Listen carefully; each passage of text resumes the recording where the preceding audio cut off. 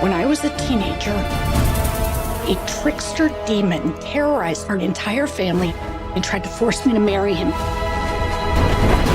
Speaking of kids, Jenna, I have 2 daughters who are huge fans, so I had to say hello to you for that. Tell them I say hi. I will. And they'll be Catherine O'Hara fans soon enough. I'm gonna do a Christopher Guest marathon when I'm home. Yeah, force it on them. Catherine, it's so great to see Delia Deetz back on the screen in all of her glory and artistry. I mean, you've done so many amazing characters over the years. How special is she to you? Very, I love her. Yeah. I feel for her. Yeah. No one else seems to get her. No one cares to understand her, how much talent, how much potential she has. Mm-hmm. She's alone in the world, except for me. I care for her. Have you met Delia Deetz's in your life? I care. Sorry? Have you met Delia Deetz's in your life? Like people that you Haven't know? we all? Yeah. Yeah. I think Delia would be posting all day long. Yeah. Yeah. We've met a few of those.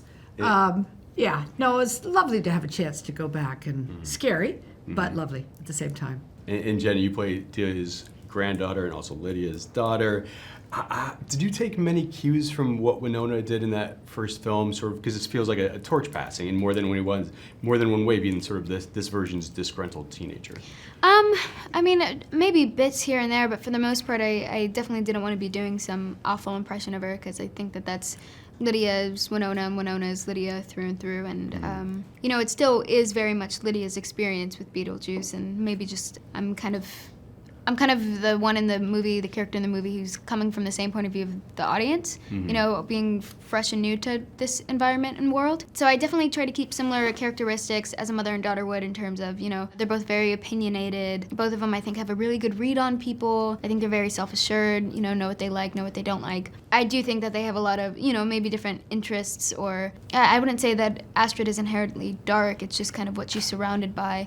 And she deals with a lot of grief, so I think that maybe they're similar in that way too, where, they both feel really lost and confused and upset by that. What is it like from your vantage points? What was it like to watch Michael Keaton in this role? I mean, he's not staying in character, right? Is he just No. is he just flipping it on? Yeah, like it's on and off, and when it's off, he's not looking in the mirror, but we're looking at that face. So he's Michael going, hey, do you believe we're here? We're doing this movie, isn't this great? Isn't this exciting? Yeah. Yes, Michael. No, he's so charming, I think, both as himself and Beetlejuice. It's got to be a little extra surreal though when he's Michael in the Beetlejuice costume. It is. I would Yeah. imagine. Oh, Because most he's definitely. totally himself. Yeah, well, it's Mickey Mouse with his head off, and you see them Yes. backstage at the park. It's Yeah. that's what it is. But the real mouse is underneath the mask. Yeah. Could 'Cause you he's a imagine? real Michael. Yeah, but He's not. So you're right. Or so we think. Oh, okay. Oh, I'm scared now. Part 2 is Beetlejuice. Do you guys think we'll see a part 3 Beetlejuice? You just said it. You know how rare that is? Yeah, You're the everyone. first person who has said it 3 times. I am. Yeah, everyone. I mean, You're it not feels like religious? it's like You're not setting. religious, are you? Yeah, spiritual. Spiritual. You're not Well, scared of ghosts. you guys didn't even know that the second one was going to happen, and it's been 36 years. So Yeah, so who no. knows? We don't know. Yeah. Tim said he'd be over 100 if he did a third one. Yeah, Yeah. same here, thanks. Yeah.